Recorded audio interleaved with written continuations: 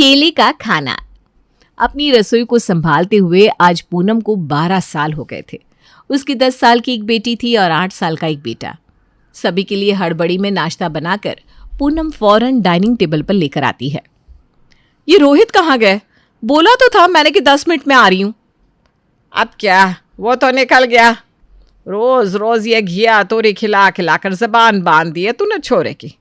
सारा दिन ऑफिस का काम करने के बाद उसका भी तो जी करता होगा कि अपने मनपसंद की सब्जी खाए, पर तू तो घूम फिर कर एक ही सब्जी बना देती है। अब ऐसा नाश्ता देखकर ऑफिस ही निकल जाएगा ना बेटा।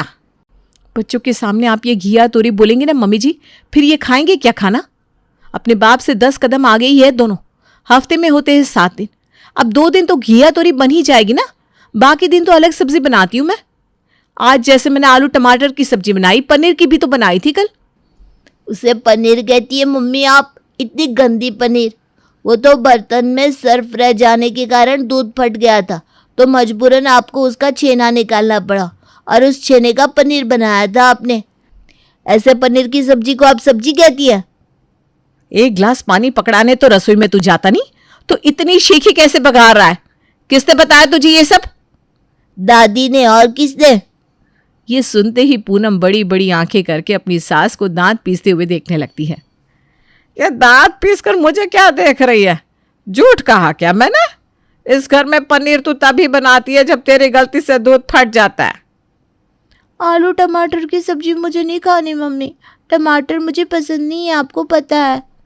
मैं भी नहीं खा रहा हूँ मम्मी। बस आती होगी, हम दोनों जा रहे हैं। चलो दीदी।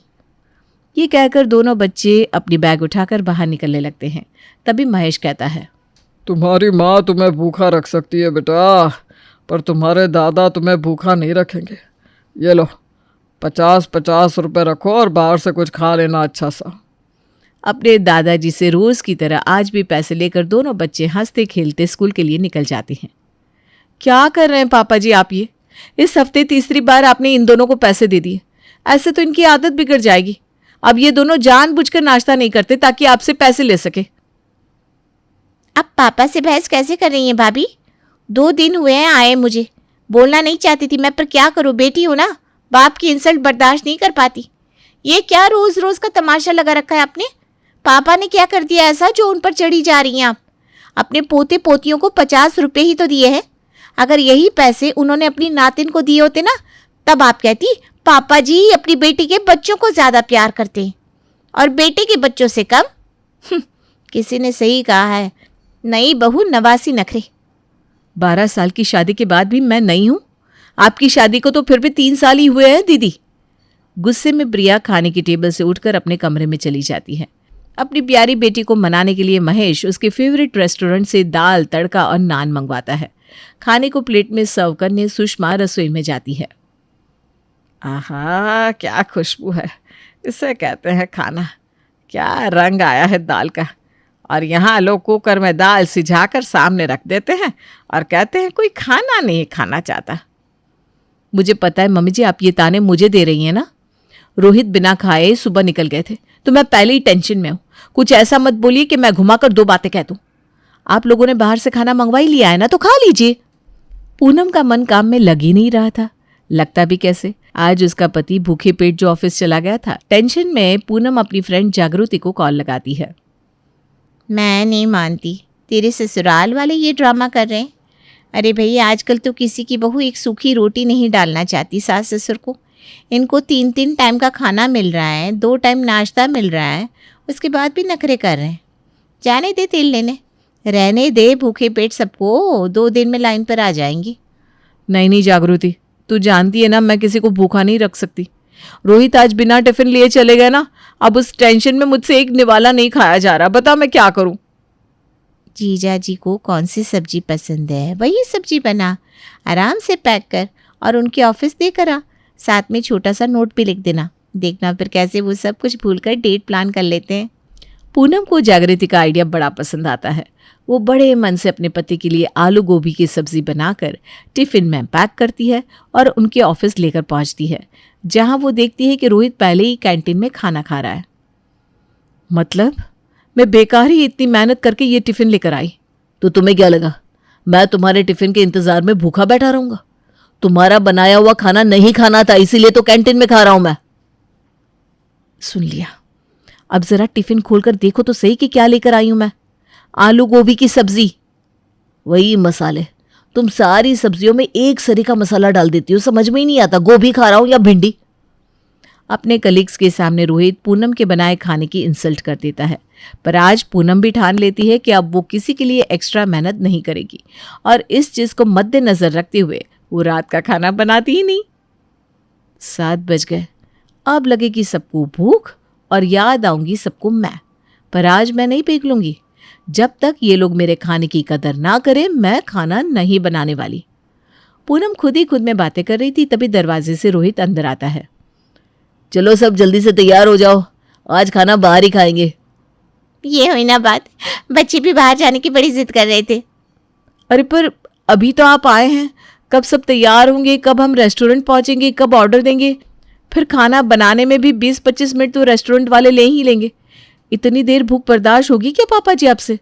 8 बजे तो आपको एग्जिट खाना चाहिए होता है। थोड़ा एडजस्ट तो करना पड़ता ही है बहू, बाकी इतनी देर लगेगी नहीं।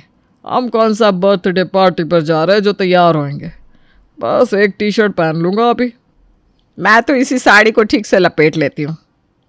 मेरे तो मार्केट वाले कपड़े ही है और बच्चों को तो देखेगा ही कौन। और यहीं से रेस्टोरेंट वालों को फ़ोन करके खाना बनाने का ऑर्डर भी दे देते हैं। जब तक हम वहाँ पहुँचेंगे तब तक खाना मिल जाएगा। पूरा परिवार तैयार होकर रेस्टोरेंट चला जाता है और वहीं डिनर करता है। अब कहती है ना भाभी, क्या कमी रह जाती है खाने में। अब खुद ही इस बात का अंदाज़ा लगाइए कि रेस्टोरेंट के खाने में कोई कमी नहीं निकाल रहा, यानी कुछ तो अंतर है ना आपके खाने में और यहाँ के खाने में। घर का खाना खाकर तो मेरी जान जा रही थी बुआ। अच्छा हुआ पापा आप हमें बाहर ले आए, वरना भगवान जाने मेरा क्या होता। फिर आती है बिल देने की बारी। अरे रुक रुक रोहित, तू क्यों भरेगा बिल? बिल तो बहू को भरना चाहिए। रसोई के नाम के सारे पैसे उसी के हाथ में तो जाते हैं। आज हम सब बाहर खा रहे हैं तो रसोई का राशन भी तो बच रहा है। बिल भर दे बहू, तेरे महीने के पैसों में से काट लेना। डिनर करके सभी वापस लौट आते हैं, पर यह बात यहीं खत्म नहीं होती। अगली सुबह पिंकी और उसके दादाजी मिलकर ऑनलाइन कुछ ऑर्डर करने की कोशिश कर रहे थे। बेकार में आप दोनों तब से कोशिश कर रहे हैं। इतनी सुबह तो हलवाई की दुकान भी नहीं खुलती, कौन ला कर देगा डिलीवरी? अब टेंशन मत लीजिए मम्मी, आजकल के बच्चे हैं, जितना हमें नहीं पता होता उतना उनको पता होता है। पिंकी कह रही है तो ब्रेकफास्ट भी ऑर्डर होता ही होगा। होता होगा नहीं, हो गया ऑर्डर। पोहा, मिठाई, कचौड़ियाँ और पराठे। और मेरी फ्रेंच फ्राइज भी दीदी। हाँ हाँ, तू क्यों टेंशन ले रहा है, बर्गर और फ्रेंच फ्राइज अलग से ऑर्डर किया है मैंने। ठीक है फिर प्लेट लगाओ भाई, खाने की वैरायटी सुनकर ही भूख लग गई मुझे। बहू डिलीवरी वाले को पैसे दे देना, क्योंकि घर खर्च के पैसे तो तेरे पास ही रहते हैं ना। अब घर का राशन भी तो बच रहा है। जी मम्मी जी। अब इसी तरह तीनों वक्त पूनम के ससुराल वाले रेस्टोरेंट से मंगवा कर खाने लगते हैं और बिल मत्थे चढ़ता है तो पूनम के। महीने के 10वें दिन में ही पूनम के हाथ के पैसे खत्म हो जाते हैं। ये तो हद ही कर दी इन लोगों ने। हाथ में मेरे 30,000 आते हैं, रसोई में तो 20,000 में ही चला लेती हूँ, 10,000 तो बच ही जाते हैं। पर यहाँ इन लोगों के रेस्टोरेंट के खाने के पीछे आधे महीने में ही पूरे पैसों का स्वाहा कर दिया। अब मैं अपने पिछले महीने के बचाए हुए पैसे नहीं देने वाली, किसी को चाहे कुछ भी हो जाए। और फिर से दोपहर के खाने को ऑर्डर करने के बाद बिल पकड़ाया जाता है घर की इकलौती बहू पूनम के हाथों में। 1 मिनट, ये डिलीवरी का खाना कोई नहीं खोलेगा, क्योंकि देने के लिए पैसे नहीं बचे मेरे पास। अरे कहाँ गए सारे पैसे? 30,000 रुपये महीने के देता हूं मैं तुम्हें। दिन में 3 टाइम रेस्टोरेंट का खाना खाओगे तो पैसे तो लगेंगे ना। और वैसे भी 2,000 रुपये ऊपर से ऑलरेडी दे चुकी हूं मैं, अब मेरे पास पैसे नहीं है। इस घर में सभी का डिपार्टमेंट बटा हुआ है बहू। हम सबके खाने का ख्याल रखने का डिपार्टमेंट तुम्हारा है जो तुम रख नहीं पा रही, तो इसमें गलती तो तुम्हारी है। और गृहिणी के हाथ में जितने पैसे दिए जाए उस पैसों में गुजारा करना गृहिणी का कर्तव्य होता है बहू। ये क्या बात हुई मम्मी जी, ये तो जबरदस्ती है। ठीक है, ऐसी बात है तो अब रसोई में राशन मंगवाने में मैं पैसे खर्च करूंगी ही नहीं और आप सबको खाना बाहर का ही मिलेगा। पर खाना आप लोग नहीं, मैं खुद ऑर्डर करूंगी। बस आप लोग बता दीजिएगा कि किसे क्या खाना है। अपने बजट को मेंटेन रखने और अपने ससुराल वालों के होश ठिकाने लगाने के लिए पूनम मंगवाना शुरू करती है ठेले का खाना। और इसका आगाज कुछ इस तरह होता है। सब कुछ पैक कर लिया ना दीदी, ट्रेन आती होंगी। हाँ बस भाभी ट्रेन का खाना दे दे तो निकलूं। पर मेरे हाथ का बना खाना तो किसी को अच्छा नहीं लग रहा ना दीदी, इसलिए मैंने कुछ बनाया ही नहीं है। और आपको मैं ऐसे खाली हाथ नहीं भेजूंगी। ऑर्डर किया है मैंने खाना, छोले और भटूरे। पैक ही आएगा, आते ही सीधा आपको पकड़ा दूंगी। यहाँ पहुँचती है डिलीवरी और वहाँ प्रिया की हो जाती है विदाई। शाम को ही प्रिया अपनी भाभी को कॉल करके कहती है, ये कैसे छोले दिए भाभी आपने? शाम होते होते ही ये खट्टे हो गए। अब मेरी आलू की सूखी सब्जी और पूरी आपको भा नहीं रही थी ना दीदी, सो मैंने बाहर से छोले और भटूरे मंगवा दिए। अब वो खट्टे हो या मीठे, मैं क्या कर सकती हूँ। वैसे खट्टी नहीं है भाभी, खट्टी मतलब 4 घंटे में ही खाना खट्टा होने लग गया। शाम तक तो पूरी तरह सड़ जाएगा और कल लग जाएंगे इसमें कीड़े। कल शाम को मैं अपने ससुराल पहुंचूंगी, तब क्या खाऊंगी मैं? बाहर के खाने का तो यही होता है ना दीदी, बाहर के खाने में तो कैसे कैसे हाथ लगे होते हैं, क्या ही बताऊं। वैसे अब तो आपको बाहर के खाने की आदत हो गई है, पैंट्री से मंगवा लीजिएगा। वैसे सुना है पेंट्री में मरे हुए चूहे वाले खाने भी परोस दिए जाते हैं कभी कभी। संभाल कर खाइएगा। हाँ। पूनम रात के खाने की तैयारी के लिए पास के ठेले पर पहुंचती है। आइए आइए भाभी, 5 रुपए के ठेले में आपका स्वागत है। नाम देखकर ही तो आई हूँ भैया। ये 5 रुपए के ठेले का क्या मतलब है? सब कुछ 5 रुपए में मिलेगा क्या? क्या भाभी, आप भी ना मजाक कर दिए। अच्छी क्वालिटी रखने के लिए पैसे भी तो लगाने पड़ते हैं। आप तो ये समझो कि हम ऊपर से 1 भी रुपया नहीं ले रहे हैं, जो लागत है बस वही चार्ज कर रहे हैं। जो चीज़ बाहर 10 में मिलेगी यहाँ 5 में, यानी कि 50% का फायदा है हमारे ठेले से लेने पर। अच्छा हाँ, तो ये मटर पनीर कितने की दोगी? 120 रुपए की 1 प्लेट। हाँ वाकई ये रेट तो तुम्हारा बहुत सही है। फिर एक काम करो, 1 प्लेट आलू दम की सब्ज़ी दे दो, 2 प्लेट पनीर की सब्ज़ी और 10 रोटियां। तीनों सब्जियां पैक करवा कर पूनम अपने घर पहुंचती है। अब सबसे पहले 2-3 रोटियों को ज़रा जला देती हूँ और सब्जियों के साथ 10 रोटी पूनम टेबल पर सजा देती है। अब तो मुझे भी बाहर के खाने की आदत लग गई है, बहुत तेज़ भूख लग रही है। 4 रोटियां तो मैं ही खा लूँगी। हाँ हाँ खाओ पूनम। 4 रोटियां लेकर पूनम पहले ही बैठ जाती है। बचती हैं 6 रोटियां और खाने वाले 5 लोग। ये रोटियां तो जली हुई हैं। क्या पापा जी, ऐसा कैसे हो गया? मैंने तो उसी रेस्टोरेंट से खाना मंगवाया है जहाँ से आप लोग मंगवाते हैं। अभी फ़ोन करके कंप्लेन करती हूँ। और रोटियां तुमने इतने कम क्यों मंगवाए बहू? मैंने तो 25 रोटियों का ऑर्डर दिया था मम्मी जी, पर उन्होंने कैंसिल कर दिया। शादी का सीज़न है ना, स्टॉक खत्म हो गया होगा। इसी में आप लोगों को अब गुजारा करना होगा, क्योंकि मेरी रसोई की रोटियां तो अब मुझे भी नहीं भाती, तो ये ऑप्शन तो है ही नहीं। आधे से भी कम खाना खाकर सभी को सोना पड़ता है। अगली सुबह सभी की चॉइस पूछकर पूनम 5 रुपए के ठेले वाले मोहन को कॉल करके खाने का ऑर्डर दे देती है। ठेले पर खाना कैसा बनता है इससे तो आप सभी वाकिफ है। ठेले के ही तले बुरे खाने को फिर से रेस्टोरेंट का बताकर पूनम सभी को परोस देती है। देखकर ही घिन आ रही है, इतना ज़्यादा तला हुआ खाना। 2 कचौरी खाने के बाद तीसरी कचौरी बाहर आ जाएगी। पर पूनम की सोच के बिल्कुल विपरीत चीज़ होती है। महेश तो खाने की डबल तारीफ कर देता है। बहुत अच्छा किया बहू तुमने, जो ये खाना ऑर्डर करने का जिम्मा खुद पर ले लिया। खाना तो और ज़बरदस्त बनवा रही हो तुम। खाते खाते महेश के पेट में गुड़गुड़ होने लगती है। लगता है आपको बहुत भूख लग रही है पापा जी। नहीं नहीं बेटा, लगता है पाचन शक्ति ज़रा कमज़ोर हो गई है।